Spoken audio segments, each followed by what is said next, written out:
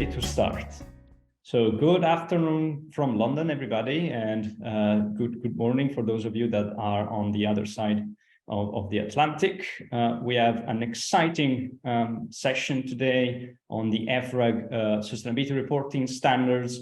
Those past weeks have been really eventful with the submission of the new European Sustainability Reporting Standards to the European Commission. Congratulations to EFRAG for that, and also the adoption of the EU Council of the CSRD that will soon enter into force. So today we are very lucky to have two very insightful guests, speakers from EFRAG and the European Commission. So we're joined by Giulia Genuardi, Head of Sustainability Planning, Performance Management and Human Rights at Enel, and member of the EFRAG Technical Expert Group. Giulia, congratulations again for the work that you did on the standards, and then we are with Elena Palomeque-Pozas, Policy Coordinator at DG FISMA at the European Commission.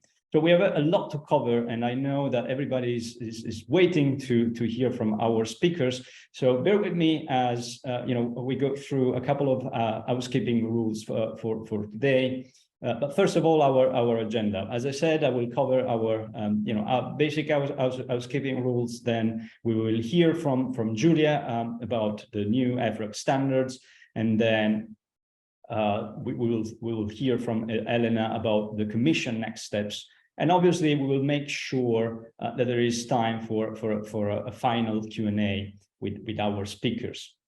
And speaking about general housekeeping, sorry. Questions. We received a lot of questions. We will see some of these questions today. So I'll do our best to embed those questions in our conversations and to let enough time at the end of the webinar, make sure you can ask your questions. Then if you have any technical questions, you can get in touch with us. If we have technical difficulties, please bear with us. And please bear in mind that this event is being recorded, and we will send it to the participant at the end of it. And speaking of questions, so you asked quite broad range of questions, from questions that are a high level, like, for example, where should I start? I've never done sustainability reporting before, to questions that are way more specific, like, for example, how different are the ESRS from GRI requirements or TCFD, or how much budget do I need for this? So we'll make sure that we cover these and other elements in our conversation today. But before going there and asking questions to our speakers, we actually want to hear from you. So we'll launch our first poll for the day. I should be able to see now. So is your organization subject to this CSRD? Let's see what our audience says. See, votes are coming in. We'll keep it open for 10 more seconds, just to allow everybody to vote.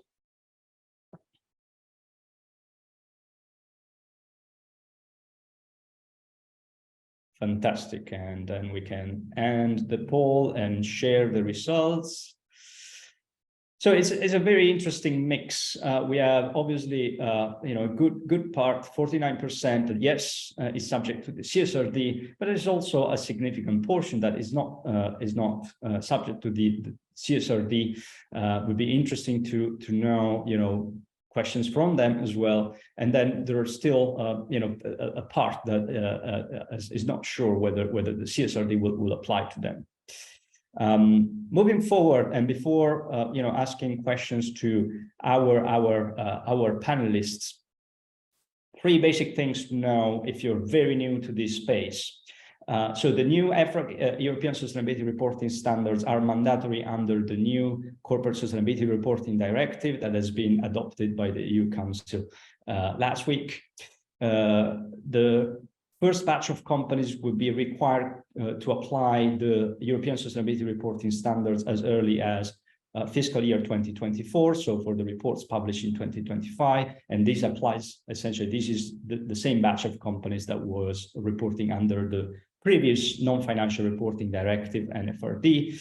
And also, for those of you that are not based in the EU, CSRD and ESRS will also apply to certain non-EU companies, and we'll see what that means in a minute. So I'll stop my sharing so we can move to our speakers for today. And Julia, I would like to start with you, and perhaps we can kick it off with, what are the must-knowns about the standards? Can you introduce us the standards? Thank you, Donato, and thank you for this invitation. So for sure, we have two dates that we have to remember in this moment: the 10th of November, when Parliament adopts the new CSRD, and 22 of November, when EFRAG delivered the first 12 standards in terms of sustainability reporting. I think that really for the first time, we have in place what the European Commission said some months ago, that we are putting sustainability reporting and financial reporting on the equal footing. It's exactly this kind of thing. It is a milestone in the sustainability reporting. Exactly as you said, the first report that will be produced according to this kind of standard will be the report of the fiscal year of 2024. But for other company, we have other date that regards, for example, for SMEs, 2026, but we have other date according to the dimension and the maturity of the different company. I think that the structure of the EFRAG standard is more or less simple. So we have to remember always the number 3. So we have covered 3 topics: environmental, social, and governance, that are exactly the ESG. We have also 3 reporting levels: sector agnostic, sector specific, and entity specific. In this moment, you have the 12 standard that regards the sector agnostic, that are divided into parts. So the crossing cutting standard, that are the standard that are applicable for all the other standards, that are the general rules, we can call it in this kind of thing, in terms of governance, in terms of the way that we prepare this kind of information. And we have also the topical standards. In particular, we have the standard that regards environment, and the standard published regard climate change, pollution, water and marine resources, biodiversity and ecosystem, and resources and circular economy. We have also 4 social standards that regards the workforce of the company, the workers in the value chain, the affected communities, and customers and end users. And we have the last one that is related to governance, that is called business conduct. Consider that the majority of the requirements that regards governance are in the general disclosure in the cross-cutting standards. So it's important that you consider always in terms of governance this kind of 2 elements: ESRS 2 in the cross-cutting standards, and ESRS G1 for the part of business conduct. We will work as EFRAG in the next month preparing the sector-specific standards, and we will add other information that are really important, like guidelines and many other information that regards this kind of standards. 3 main elements are really important, because some of you will be involved, I think that you have involved in the consultation phase, and after the consultation phase of the first draft of the standard, we have inside the tag, inside the EFRAG, changed a little bit something. The first thing is that we have guaranteed the enhancement of the alignment with international standards, and especially TCFD and GRI. We have worked a lot in terms of materiality assessment process, because right now we haven't the rebuttable presumption. So we have some topic that will be mandatory by the standards. We will have that each company have to implement the materiality assessment that we will discuss during the webinar, and the company will add other information that are really material for the company. Another important element, and this is the last one, is that we have reduced the number of disclosure requirements, because we have decided to focus the attention on some specific disclosure requirement. We have simplified a little bit what we have, and we have defined for some specific topic a phase-in approach in order to guarantee that all company can cover this kind of request, especially taking into consideration the new standard related to the value chain, because probably the value chain will be a big challenge for the company, because it's something that we are adding respect to the common reporting that we put in place. Fantastic. Thank you for that first introduction on the architecture of the standards, Julia. And you know, it's quite evident from what you said that the standards will cover all the environmental, social, and governance aspects. So they're really encompassing in that sense. But also, what I think is interesting, and some of our audiences were asking about alignment with other standards. So in that sense, I think it's interesting also to emphasize that it's not just about metrics and KPIs and indicators. So similar to what we've seen with TCFD, where you have a structure that includes metrics, then strategy, governance, risk management, you can see something similar within the standards. So what does this mean in terms of governance and management oversight? There's quite a lot on that aspect in the standards. Can you talk a bit about that specifically? Yes, I think that always your reference, sorry if I repeat, but we have to take time to really work on this kind of standard. But this kind of part is always related to cross-cutting standards. So you have to consider this kind of part.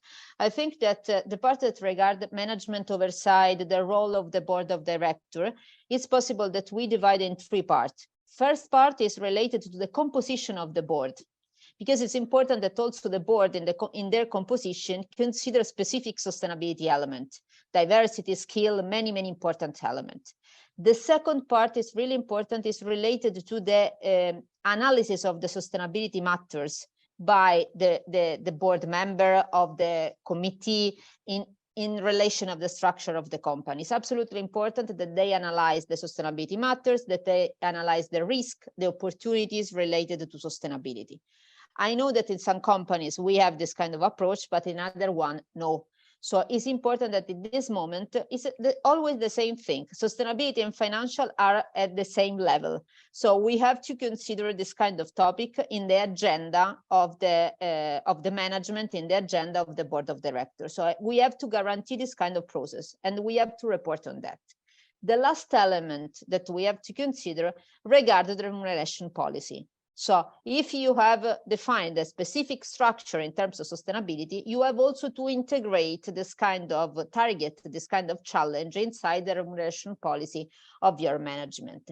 So it's absolutely clear in the governance part of the standard that we have to work on this kind of three elements. We have to guarantee a correct composition of the board according to sustainability issue. We have to guarantee that all the sustainability matters are considering in the work of the board. And we have also to integrate this kind of thing into remuneration that normally is the first step in order to guarantee the succession of this kind of target that you define.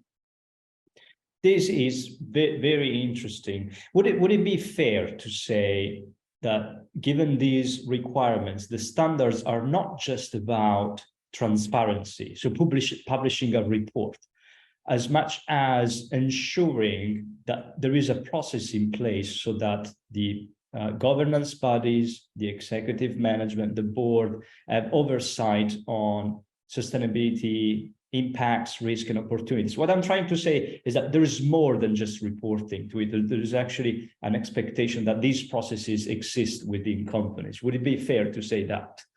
Yes, I think that is absolutely correct, because if you merge this kind of information with the information that we have to report, not only in terms of backward looking, but also in terms of forward looking, With this kind of standard, we are changing the approach to sustainability. We are saying that we are defining our roadmap.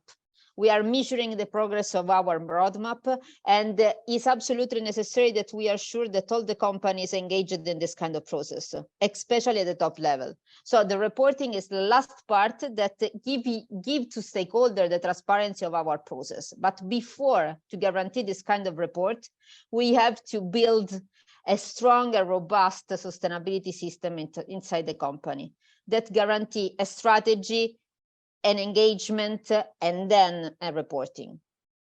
But in this way, with this, sorry, Donato, with this kind of reporting, we can guarantee comparability of the results that we have. So it's important that we start with the reporting, because in this way, we have to communicate in the same way what we do. And maybe, you know, given also your experience with NL, you could tell whether this part is actually harder to achieve rather than reporting itself. But I like a lot how you phrase it, and you say this comes first. This comes before even you do reporting. In that sense, that's very important.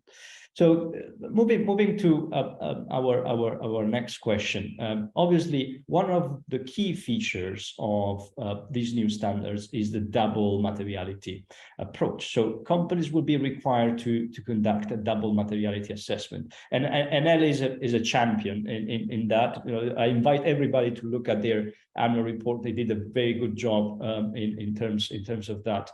So Julia, in that sense, also to give a bit of context, we used our database. So for those of you that don't know Datamarn, we use natural language processing to analyze ESG across corporate disclosure, policies, regulations, news, and articles. And we, our clients are essentially sustainability leaders like NL that use our insights to define their strategy, identify emerging issues. So we queried our database to see how many companies are adopting double materiality or mentioning double materiality in their annual reports. So you can see, from 2019, which was the first year that double materiality was mentioned in policy documents, it was the NFRD non-binding guidelines and mapping to the TCFD, July 2019.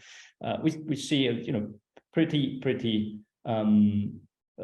strong increase in the number of reports. However, this is probably very small compared to where we need to go with the new standards. So, Julia, double materiality assessment. From your experience, what tips, what advice can you give to other companies that are looking to work on these processes? Consider, Donato, as you know, that for us, materiality, starting from the beginning, seems to be a superpower in our company, because normally we link the materiality assessment to the strategy. So we try to identify the priority, and so we define correctly our sustainability plan, our strategy in this sense. I know that the CSRD not consider, for example, the stakeholder engagement, and so it's an important information, because EFRAG standard cover the CSRD requirement is an important thing. So if in the CSRD we haven't a specific requirement, you haven't a standard about that. So it's an important information that we have to consider. Why I'm saying this kind of thing?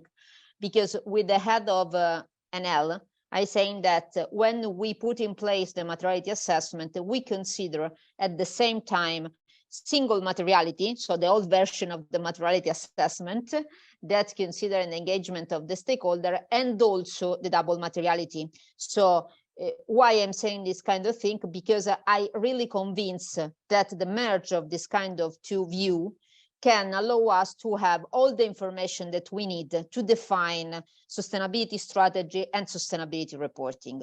Using the first one, you really understand the priority of your stakeholder, and the alignment or disalignment respect to the strategy of the company. And through the second one, you can measure exactly the impact generated and the impact suffered. I think that is an important way, because in this way you have a 360 grade view of your company. Is exactly, sometimes I say, is the difference between climate change and just transition. No? When you make climate change, normally we manage climate change thinking of the impact of the climate to the company results, to the company activities. When we start thinking of the just transition, we say we have to see the impact of this kind of the company on the society when managing the climate change. It's exactly the same thing. Generated and suffered are the two faces of the same coin. And if we want to really define a plan, we have to consider this kind of thing. Data Maran is absolutely an input of this kind of thing, because we can have many information about that for the impact and for the priority of the company. But especially for the part of impact, we have to add, we have to involve all the departments of the company. Because if we want to define correctly the action plan, we have to measure altogether this kind of impact. A personal suggestion is that in the future, we will have to define a taxonomy of the impact.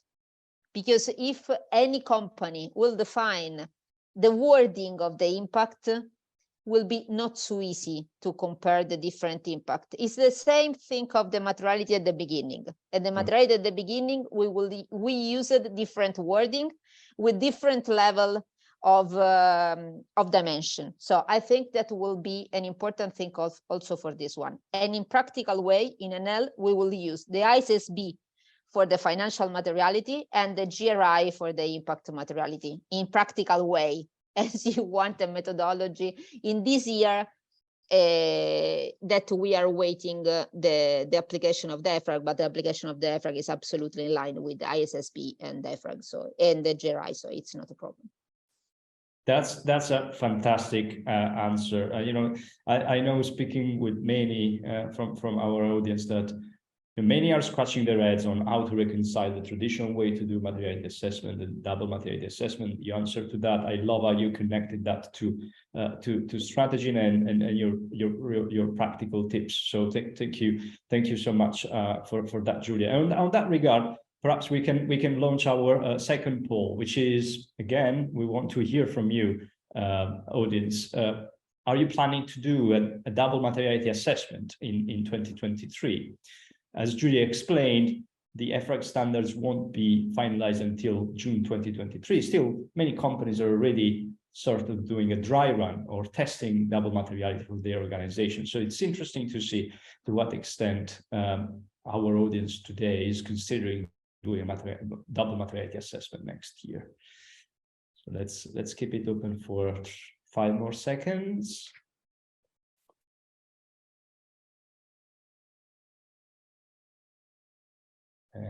Yeah, let's share the results. Okay, so there is a majority that is planning to conduct it next year. A good 20% that is still waiting, perhaps, and 33%, 1/3, that actually is still deciding. Well, we hope that the information that Julia shared today will make your decision easier. So, final question for you, Julia, and it's another very practical one. Obviously, all these developments and the fact itself that CSRD will apply to a much larger universe of companies. So we're talking about 50,000 companies instead, the initial 11,000 under the non-financial reporting directive. It means that new resources will be needed, essentially. I think an important aspect of this is also the skill gap that is out there, right? There are new requirements for new companies, but ESG experts and talent is still being built over this period. As Dataman, we will also try to contribute. We will give our contribution to this, because little anticipation, we're planning to launch Dataman ESG Academy. So stay tuned for more on that. But Julia, so in terms of budget and resources, more or less, can you tell us how much a company should plan for reporting according to the ESRS? I think that the issue of skill is a fundamental issue, because we have the same issue inside the company, but we have the same issue also in the auditors. firm, and it's really a problem considering that the CSRD will ask to all companies to have limited assurance for the first step and reasonable assurance for the second step. And is an important thing, because the cost to implement the new rules for the auditing are not easy, especially if you consider also for the company, because the big company especially have to support also the auditors to create this kind of thing. And the cost of reasonable assurance will be not easy for the company. Also, the cost of digitalization will increase rapidly on this kind of thing. When you work in different countries, you will have a big cost to align all the standards that you have, but I totally sure that interoperability that EFRAG is promoting, and also European Commission is promoting, will help all the company in this kind of sense. If I have to consider the report of the EFRAG in terms of cost-benefit analysis, I totally agree with them that in the future, the benefit will be really a great benefit respect the cost that we have. But it's absolutely true that in the short time, we will have an increasing of costs in terms of resources, in terms of digitalization, and in terms of assurance, especially, because we need time to implement and we need new resources to do that. So it's absolutely clear that will be in this kind of thing. But if you ask me, the major thing that really, I am really scared about the skills in terms of sustainability.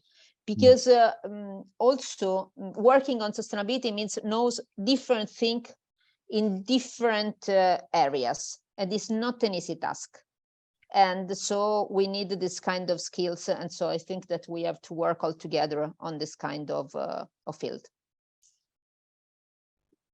Thank you, Julia. I think this is a very practical answer to that question, and of course the invitation is to look at that report that EFRAG shared on the cost benefit analysis.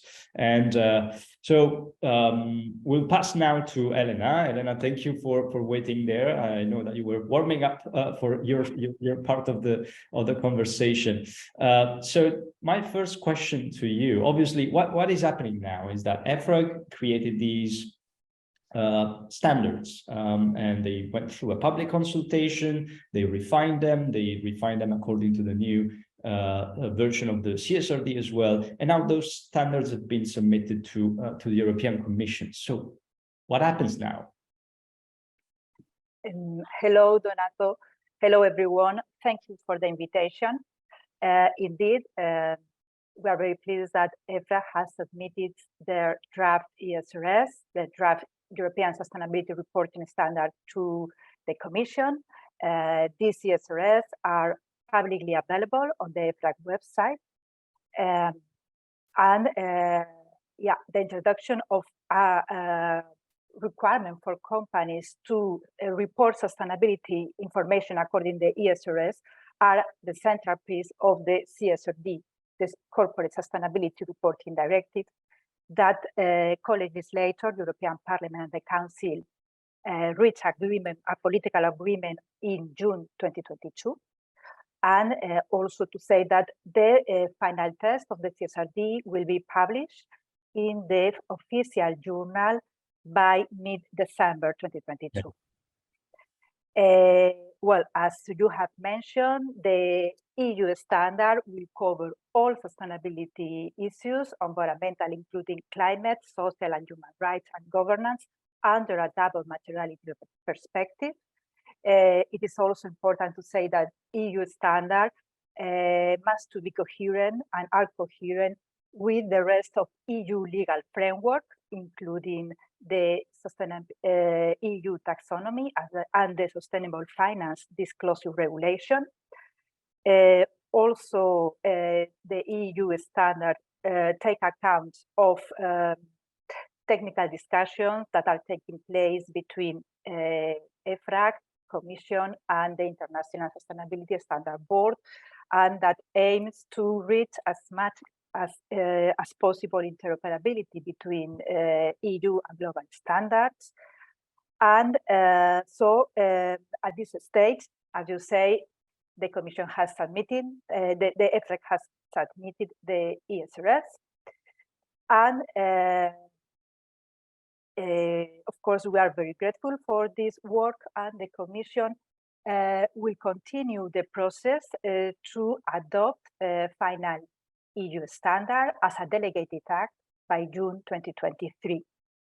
Next step, and as required by the CSRD, are the Commission for the Commission to consult with member states on these draft standards, and also the Commission will consult on this draft standard with a number of EU bodies.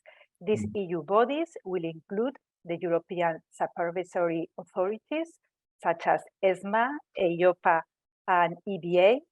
We will also consult the European Central Bank, the European Agency for Human Rights, and the European Agency for Environment, and the EU Platform on Sustainable Finance.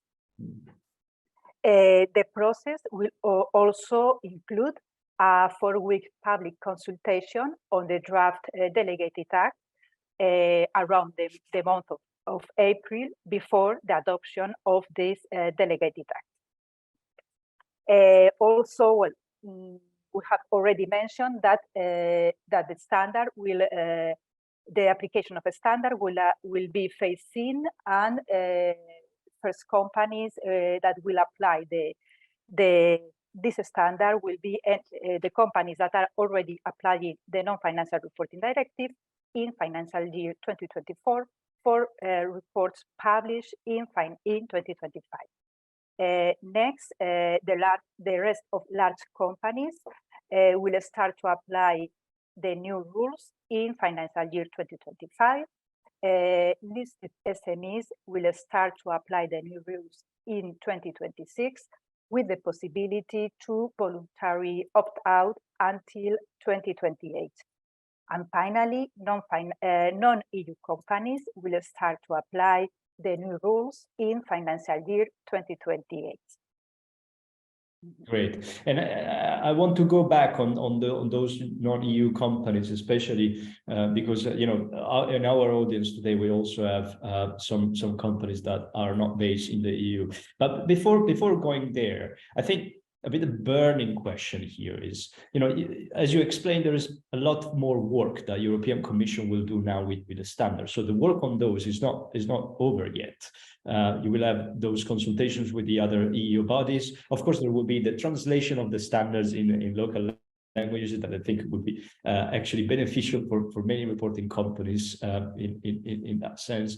So I think, especially for those companies that will need to start reporting for fiscal year 2024, the window to get prepared between the publication of the delegated acts and actually the beginning of the reporting period is quite small, right? Because the delegated acts are expected in June 2023, and then from January 2024, you're really supposed to start your reporting period in that sense. So I guess the burning question there is, to what extent we can expect the standards that EFRAG handed over to the Commission today to change until June 2023.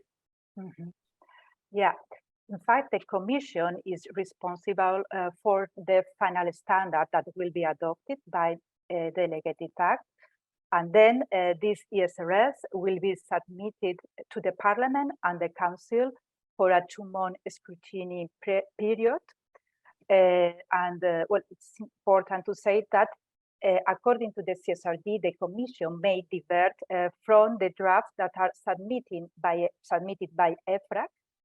But however, at this stage, we note that EFRAG have been developing this draft standard in a transparent manner. It has followed a due process that include, as you have said, a public consultation that EFRAG has carried out between the month of May and August.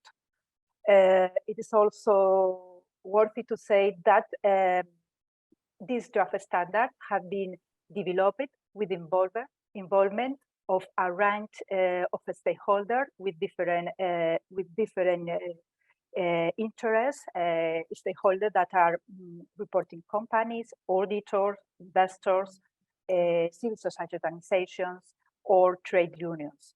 And we will the Commission will remind that this draft standard reflect a high degree of consensus among these different stakeholders. So our advice is to have a look, to start preparing with the draft standard that are publicly available, that will provide a good insight on the final requirements of the ESRS. So I guess it's fair to say that there's hope that the standards in the delegated acts shouldn't be too different from what we see now. I know I'm saying it. I'm not saying you said that. I'm just saying that given the broad consensus that there has been in the process, it would be surprising to see, you know, major changes there. And again, I'm saying this, but I appreciate your answer and transparency, Elena, in that sense. And so now, let's go back to those non-EU companies. So can you share a bit with us, you know, what are the implications for these non-EU companies? And of course, I think there's one aspect that, you know, there are clear rules as the CSRD applies to non-EU companies, but I guess another avenue where there can be an implication is also that the CSRD and ESRS include value chain reporting requirements. So if, you know, there are companies that do not fall under the CSRD, but are part of the value chain of a CSRD company, then those companies may expect also, you know, some disclosure requirements from their suppliers or their clients, perhaps. So what can you tell us about application of the CSRD ESRS to non-EU companies? Well, as you have said, the CSRD and the new rules will apply to non-EU companies in certain circumstances. Firstly, non-EU companies with securities listed in EU regulated market. In this case, companies will be required to apply the full ESRS and report about their material sustainability risk and impacts related to its activity and to their value chain. The CSRD, in addition, does not distinguish between impacts and risk that happens in the EU and impacts and risks that can occur or are generated outside the EU. In this respect, the CSRD introduced certain flexibility for the reporting of information related to the value chain during the first 3 years of the reporting.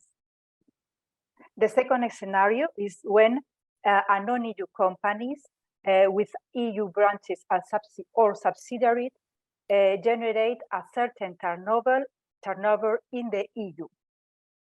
According to the CSRD, if a non-EU company generates more than 150 million in the EU and has branches that generate in the EU more than 40 million euros, or has a EU subsidiary that fall under the scope of the CSRD, that branch of subsidiary must prepare a sustainability report at the level of the non-EU company.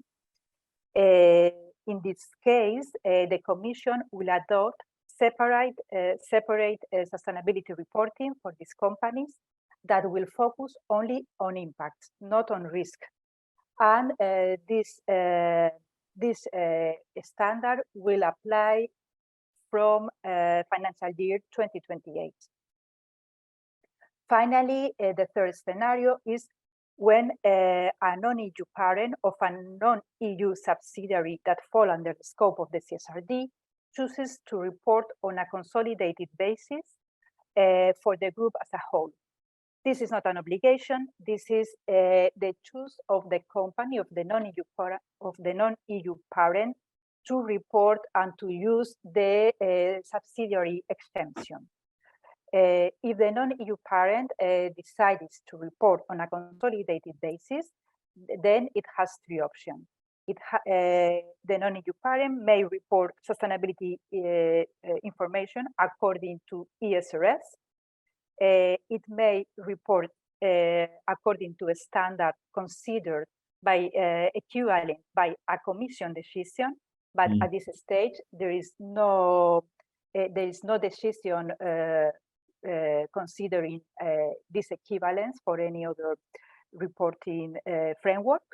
And thirdly, the non-EU parent may do an artificial consolidation at the EU level for a period of 7 years, whereby one subsidiary of a non-EU company prepares a consolidated sustainability reporting for all other EU subsidiaries of the group. So these are the three. Thank you for the very, very detailed answer. So I appreciate that some of these decisions and rules are being defined, and I guess this is also part of the challenge. You know, it makes many uncomfortable to sail the ship as it's being built, but this is also the reality that we are facing, and the EU is a first mover here, and these regulations will likely have ripple effects in other jurisdictions, like we saw already in the past years.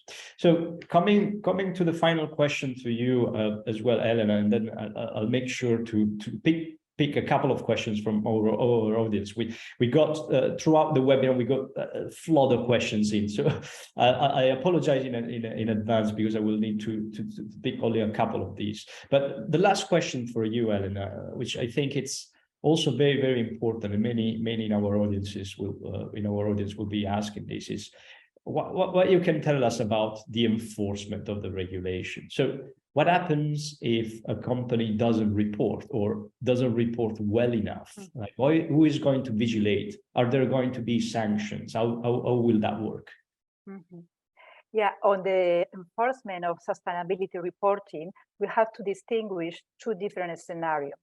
In the case of listed companies, the national competent authority that were established by the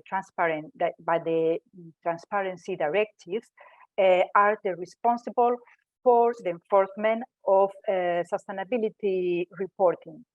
And in this respect, the transparency directive specifies a minimum set of administrative measures and sanctions in case of a company make an infringement of the reporting, financial or non-reporting obligations.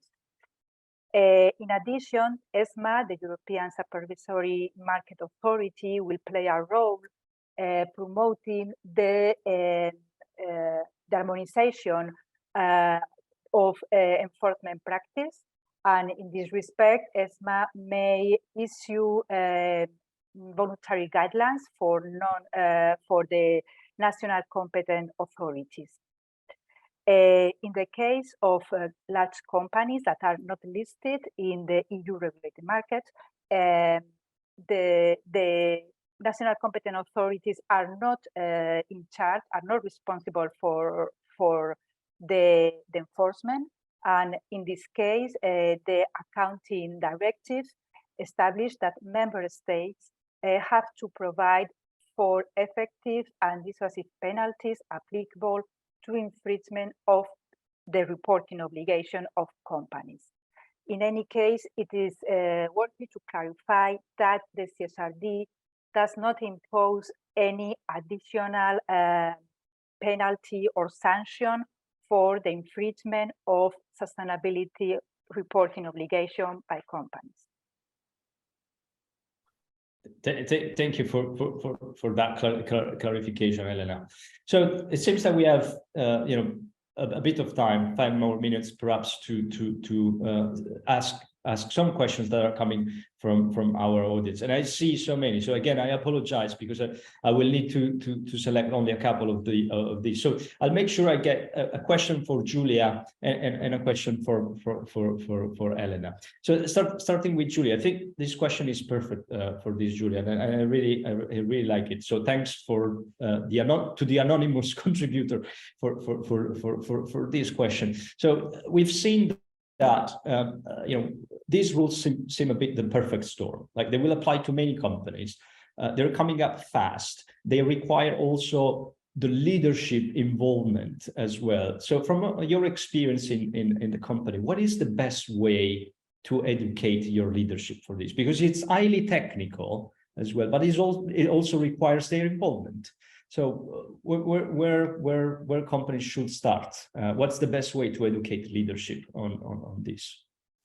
It's not an easy answer, this one, because depend on the different company and the different level of maturity of the company on this kind of topic. But I repeat again the correct process. So I think that we have to start from the beginning. Start from the beginning means that we have to change our approach, and we have to integrate sustainability into the business model of the company. If we make this kind of thing, it's absolutely easier to define targets, to present this kind of information in order to be approved by the board or at the top management, or depend on the dimension, and to report on that. If we don't really understand the link between sustainability and the business model, it's absolutely really difficult to change the culture. You have to really understand the value of the sustainability. When the European Commission says sustainability reporting and financial reporting are equal footing, means exactly this one. Means that when you work on your business model, you have to consider at the same moment and at the same level industrial, environmental, social, and governance element.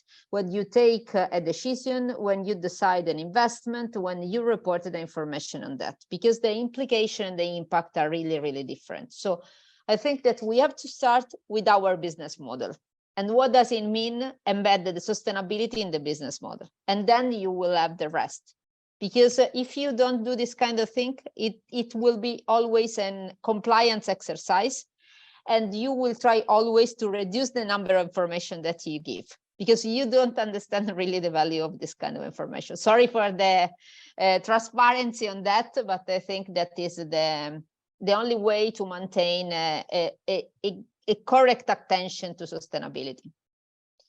Sorry, Donato, only one thing, because I read the question, only one thing rapidly, is that EFRAG is the private association that deliver the European Sustainability Reporting Standards that are ESRS. So I think that we have used EFRAG and ESRS, and some people say we don't understand the difference. So EFRAG is the organization that received this kind of request by the European Commission to give a technical advice on writing the sustainability standards, and the sustainability standards are called ESRS, European Sustainability Reporting Standards. And the other thing rapidly is that I say that double materiality is composed by financial materiality and impact materiality. How we put in place impact materiality is absolutely aligned with the GRI methodology in terms of impact materiality.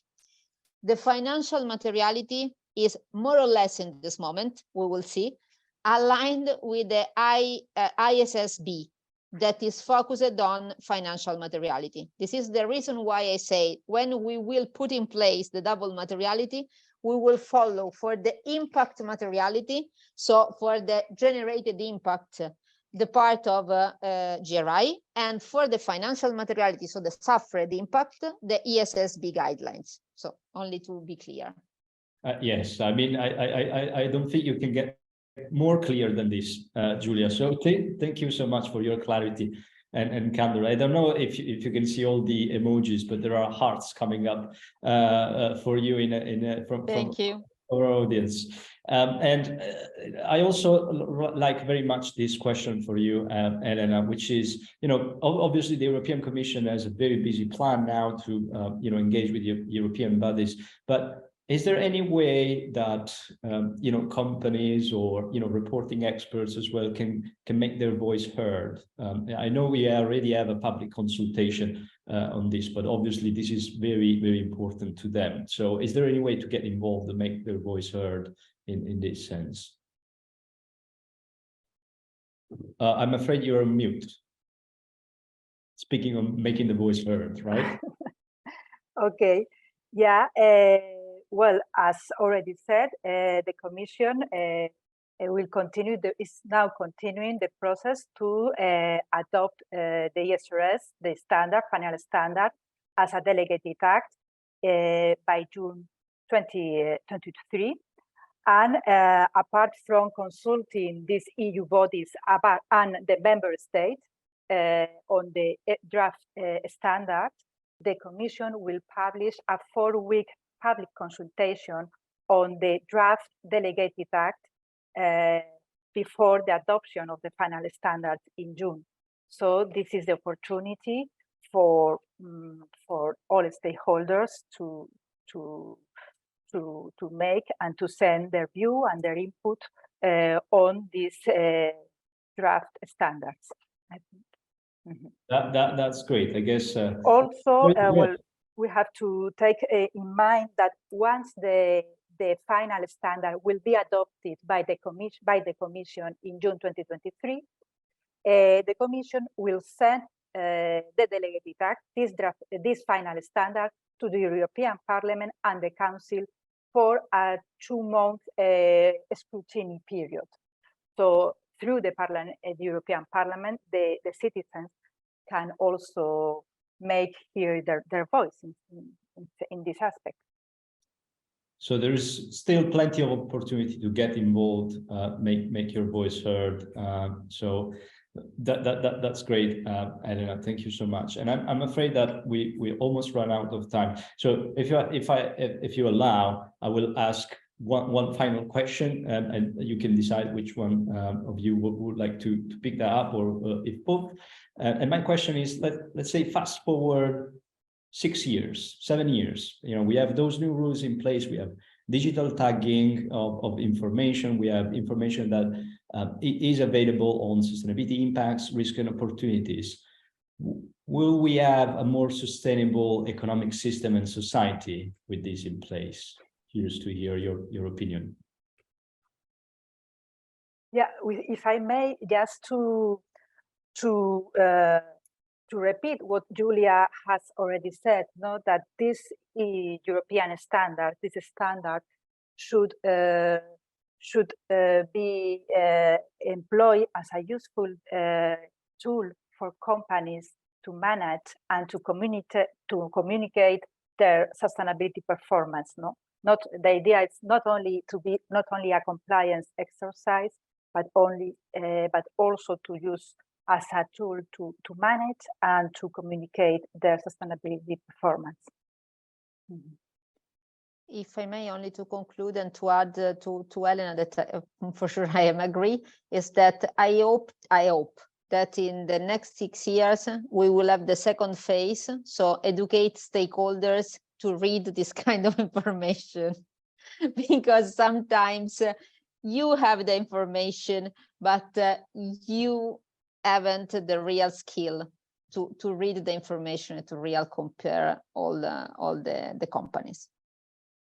And that's very, very, very, very good advice. So thank you again, Elena and Julia. I'm sure our audience is giving you a virtual applause. I can see again the emojis coming up. We will share the recording of this webinar and the materials. So thank you again for joining us today, and I wish you a wonderful rest of your day and week. Thank you. Thank you very much. Thank you.